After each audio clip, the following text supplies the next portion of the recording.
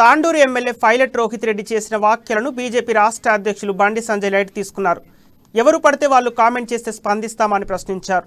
ప్రధాని నరేంద్ర మోడీపై పాక్ విదేశాంగ మంత్రి బిలావల్ భుట్టో జర్దారీ వ్యాఖ్యలకు వ్యతిరేకంగా బీజేపీ చేపట్టిన దేశవ్యాప్త నిరసనలో బండి సంజయ్ పాల్గొన్నారు. ఈ సందర్భంగా నిర్వహించిన ర్యాలీలో బండి సంజయ్తో పాటు పలువురు బీజేపీ నేతలు, కార్యకర్తలు పాల్గొన్నారు. ప్రధాని మోదీకి పాక్ విదేశాంగ మంత్రి క్షమాపణ చెప్పాలని డిమాండ్ చేశారు.